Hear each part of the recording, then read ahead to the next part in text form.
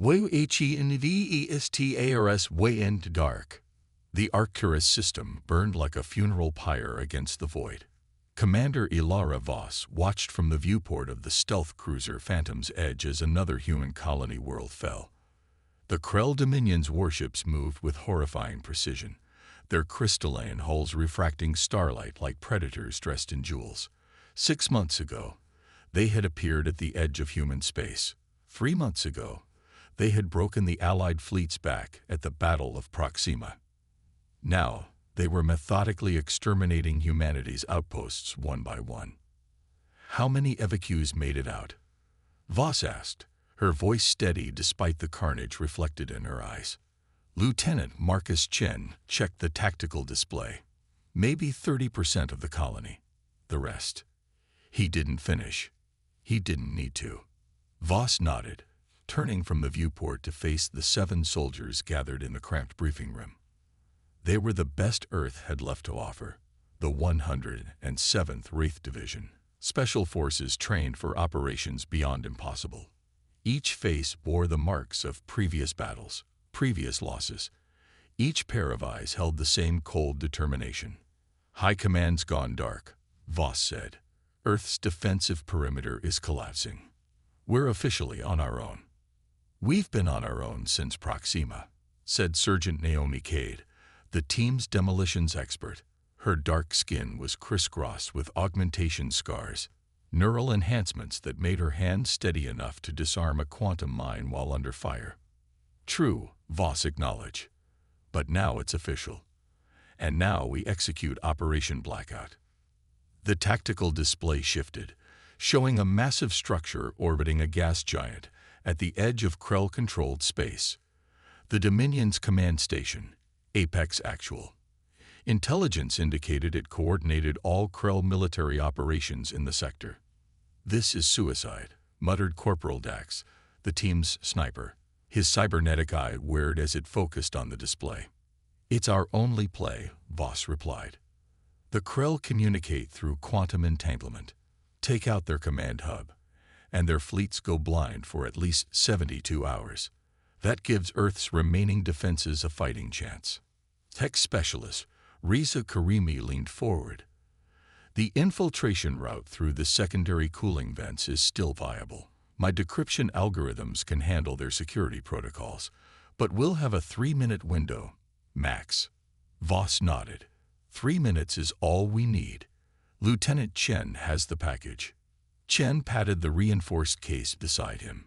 Inside was a neutron bomb powerful enough to reduce the command station to its component atoms. "Questions?" Voss asked. Heavy combat specialist Jin Takeda raised his hand. The exoskeleton grafted to his spine hummed softly as he shifted. "Rules of engagement.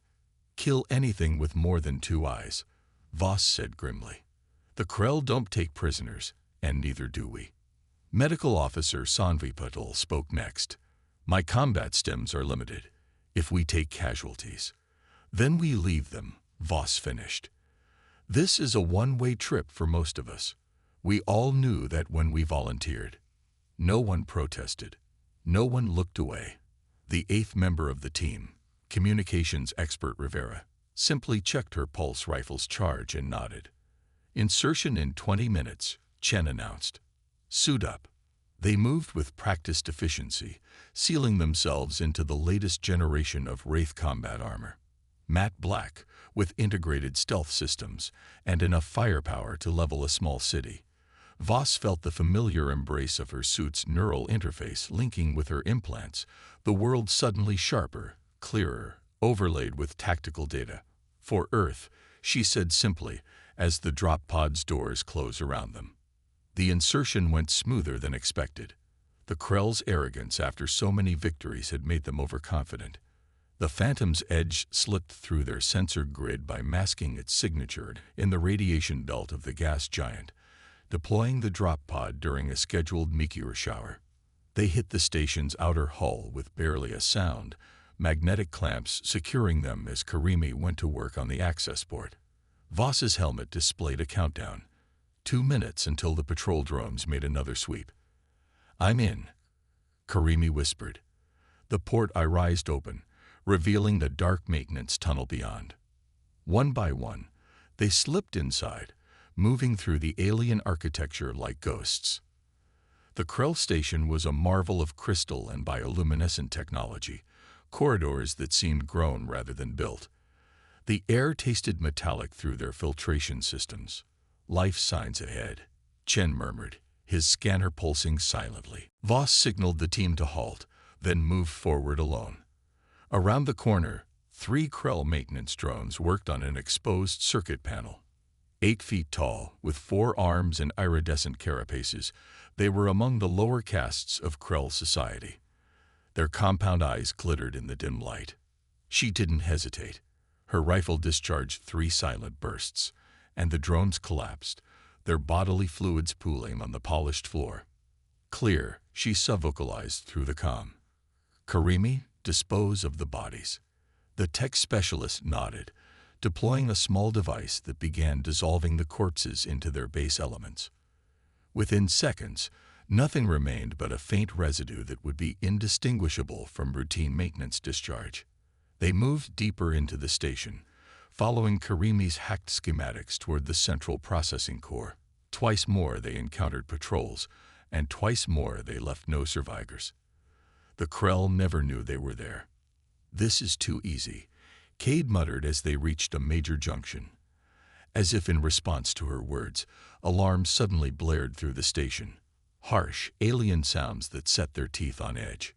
"We've been made," Chen announced, his tactical display lighting up with movement indicators. "No," Karimi countered, scanning the system. "Not us." Something else triggered the alert, some kind of high-priority communication coming in. Voss made a split-second decision. Change of plans. We need to know what that communication is. Rivera, can you intercept it? The communications expert nodded, fingers dancing across her wrist computer. If I can access a primary terminal. There's one in the security hub 2 levels up. Takeda, Dax, with Rivera. Get to that hub. The rest of us continue to the core. They split up, moving with renewed urgency.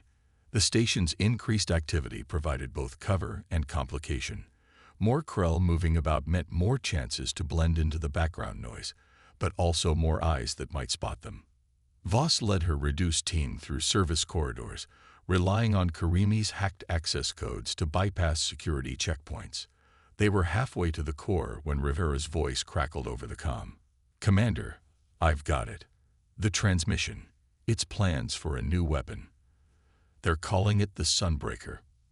Voss felt her blood run cold. Details. Oh God. It's a stellar destabilizer. They're planning to trigger a premature nova in Sol. They're going to destroy our sun. The team froze, the implications sinking in.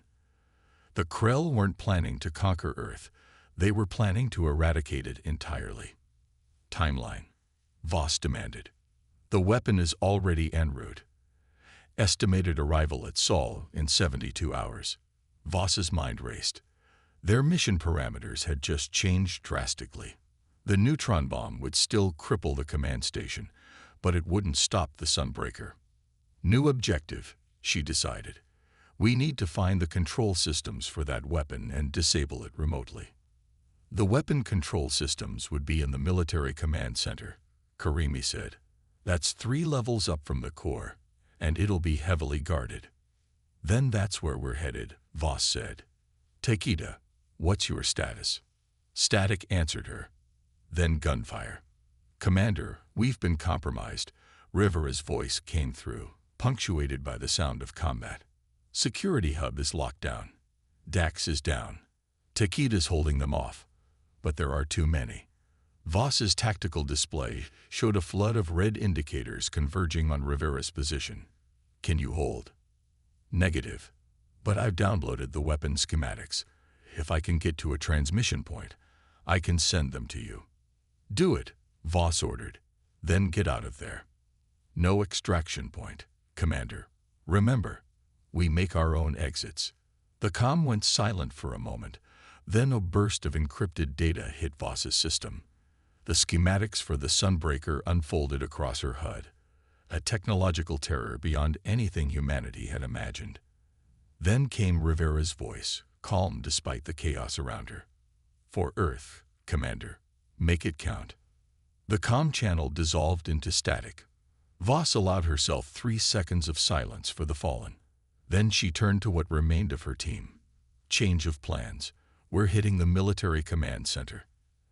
As they moved through the increasingly alert station, the full scale of their mission's importance became clear. This wasn't just about buying Earth time. This was about preventing extinction itself. They reached a major transit hub and found it swarming with Krell warriors, the true fighting caste, 9 feet tall with natural armor and vicious, hooked talons. Dozens of them, checking all who passed. "We can't fight through that," Chen whispered. "We don't have to," Voss replied, her eyes fixed on a massive cargo transport docking at the far end of the hub. "We just need a distraction." Cade grinned, patting her demo pack. "Music to my ears, Commander." 2 minutes later, the hub erupted in flames as the cargo transport's fuel cells detonated. In the chaos that followed, Voss's team slipped through the security cordon, leaving behind a station in disarray. But as they approached the military sector, they realized their element of surprise was fading. The Krell were now fully aware of intruders, security protocols engaged, sealing off sections of the station. "We need to move faster," Voss urged, as they ducked into a maintenance shaft to avoid a heavily armed patrol. "Commander," Chen said suddenly, his voice tight, "I'm picking up a transmission. They're advancing the Sunbreaker timeline. Estimated arrival at Sol in 48 hours now." Outside the shaft, they heard the heavy tread of Krell feet and the sharp, clicking language of officers giving orders. "They know what we're after," Sanvi whispered. "They're going to destroy Earth before we can stop them." Voss checked her weapons charge. "No, they're not. Because we're going to show them why humans are the most dangerous species in the galaxy when cornered." As if in response to her words, the station shuddered violently. Emergency klaxons blared. "What was that?" Chen asked. Karimi checked his scanner. That was Takeda. He just detonated his armor's power core in the main reactor substation. Voss nodded grimly. "Then we don't waste his sacrifice. Move out." They emerged from the maintenance shaft into a station now gripped by multiple emergencies, intruders, explosions, and system failures cascading through its crystalline structure. Ahead lay the military command center, and beyond that, humanity's last hope. But between them and their target stood a full contingent of Krell elite guards, and at their center, a figure larger than the others, its carapace marked with the insignia of high command. "The station commander," Karimi breathed. Voss tightened her grip on her rifle. "Perfect. I was hoping to meet him before the end." The Krell forces turned as one, compound eyes locking onto the humans.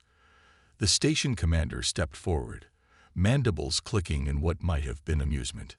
"So," it said in heavily accented English, "the prey comes to the hunter. Jostes among TESTRs, the prey comes to the hunter." The Krell station commander repeated, its mandibles clicking with something approaching amusement. Its voice was a discordant blend of mechanical translation and natural harmonics that sent shivers down the human spines. Commander Ilara Voss didn't flinch.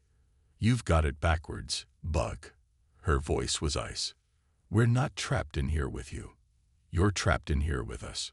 The massive alien's compound eyes flashed with iridescent anger.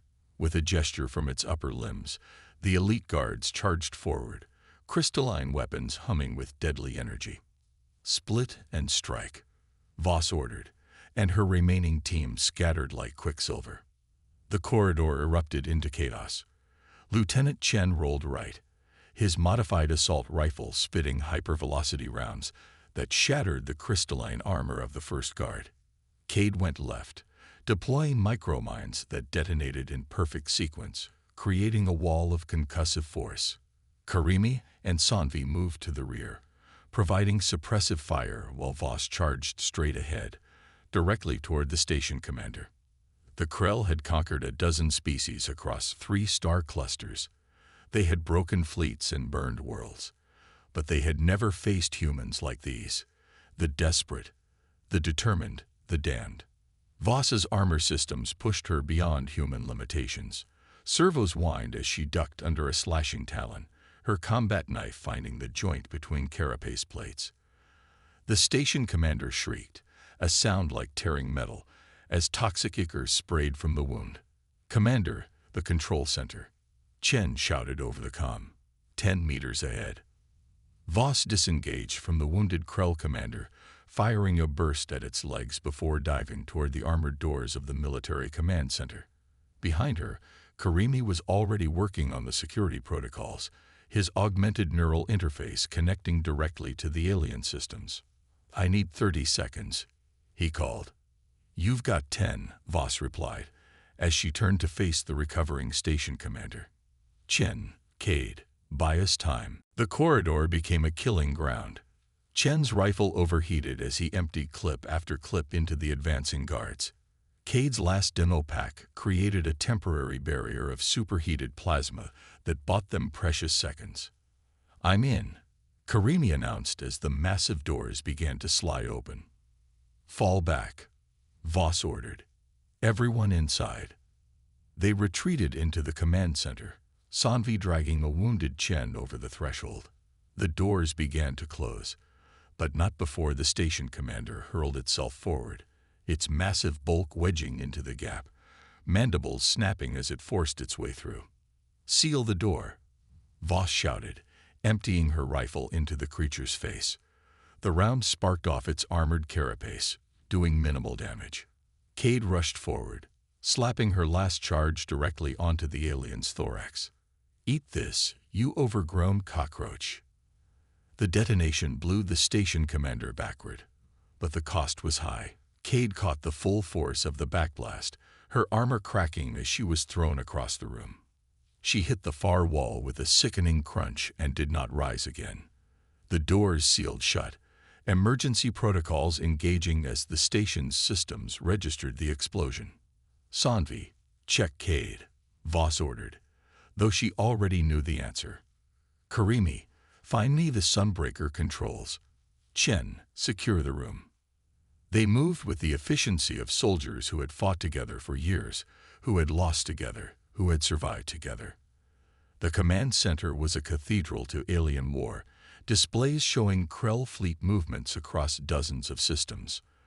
At the center stood a crystalline obelisk, the main control interface. Sanvi looked up from Cade's body, her eyes conveying what words didn't need to. "Another one gone." "Commander," Karimi called, his hands dancing across the alien interface. "I've located the Sunbreaker controls, but there's a problem. The weapon is autonomous.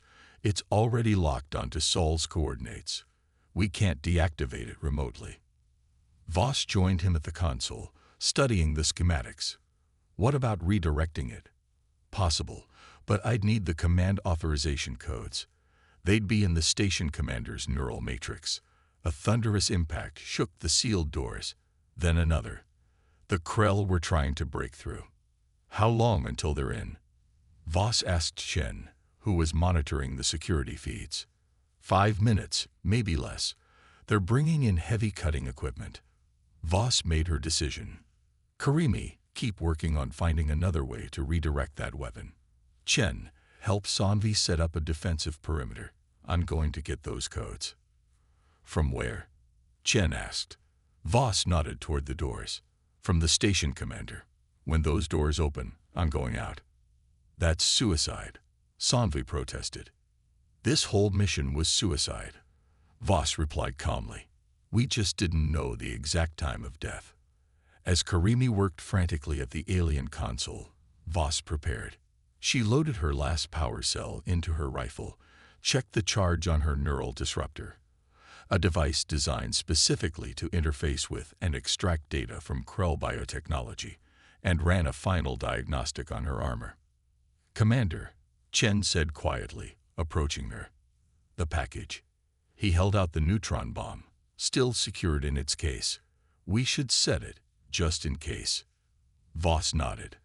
Together, they armed the device, setting it for remote detonation. The final failsafe. "If I don't make it back with those codes," Voss told him, "you blow this station to hell and take as many of these bastards with you as you can." Chen met her gaze, soldier to soldier. "Yes, Commander." The impacts on the door grew stronger. Metal began to buckle. "I've got something," Karimi suddenly exclaimed. His fingers flew across the interface. "The Sunbreaker, it's not just a weapon. It's partially biological, like all Krell technology. It has a neural link to the station commander for final authorization. So I definitely need those codes," Voss said.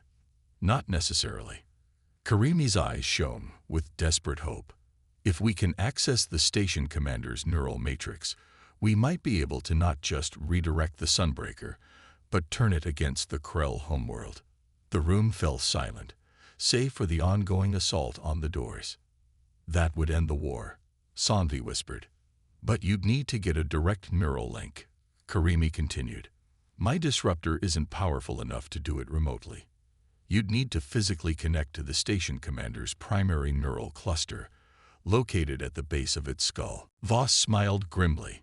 "So I need to stab it in the back of the head. I can work with that." The doors shrieked as they began to give way. "1 minute," Chen warned. Voss checked her neural disruptor one last time. "If I'm not back in 5 minutes, detonate the package." They nodded, these last survivors of her team. No dramatic goodbyes, no tearful farewells. They were soldiers of Earth, and they had a mission to complete. The doors finally burst open in a shower of sparks and twisted metal. Beyond stood the station commander, its carapace blackened from Cade's explosion, but still very much alive. Behind it, at least 20 elite guards waited. Voss didn't hesitate. She charged forward, directly into the mass of alien warriors. The Krell, expecting humans to defend or retreat, were momentarily confused by the frontal assault. That confusion cost them dearly. Voss's rifle barked, each shot finding a vulnerable joint or sensory organ. Chen and Sanvi provided covering fire from the command center, forcing the guards to seek cover. The station commander, however, met Voss head-on. It was twice her size, its natural weapons more than a match for her armor. They collided with bone-jarring force. "You humans," it hissed through its translator as they grappled. "So fragile, yet so persistent, like insects yourselves." Voss's armor servos whined in protest as the creature's powerful limbs crushed her against its thorax. Warning indicators flashed across her HUD. Structural integrity failing. Oxygen reserves dropping. "We're nothing like insects," she grunted, bringing her neural disruptor up between them. "We're the nightmare predators your species should have feared from the beginning." She jammed the device against the station commander's neural cluster and activated it at full power. The alien's shriek was beyond sound, a psychic wail that rattled the human's teeth. Its grip on Voss loosened as its nervous system went into convulsions. She used the opportunity to drive her combat knife deep into its thorax, twisting with all the strength her armor could provide. The station commander collapsed, taking Voss down with it. As they fell, the neural disruptor continued its work, copying the creature's neural patterns even as it destroyed them. "Karimi," Voss shouted over the comm. "I've got the link. Receiving the data now." Inside the command center, Karimi's hands flew across the alien interface. "I see it.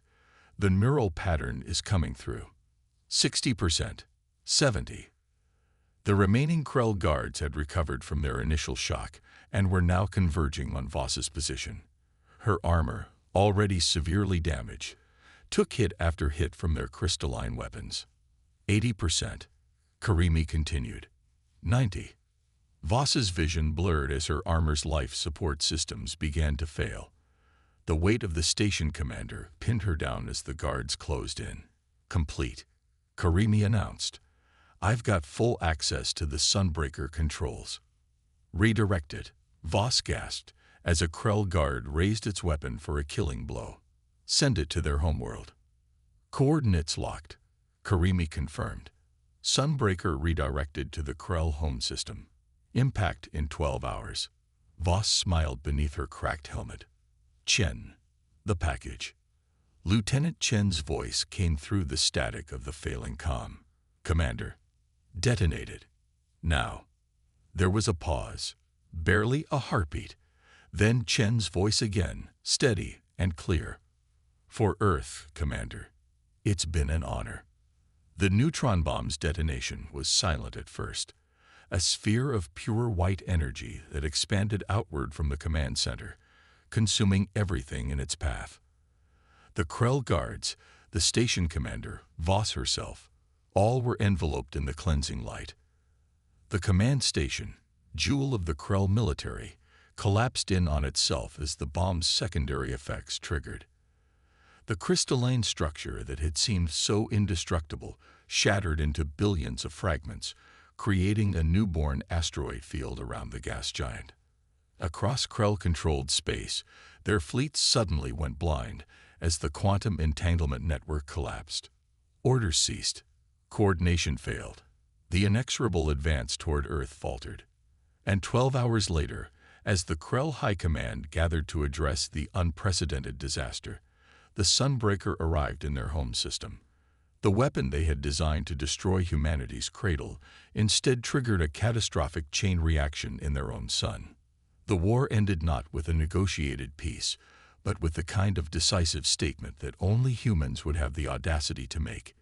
If you threaten our extinction, we will ensure yours first. 3 months later, in the rebuilt chambers of Earth's High Command, Admiral Drake stood before the assembled military leadership.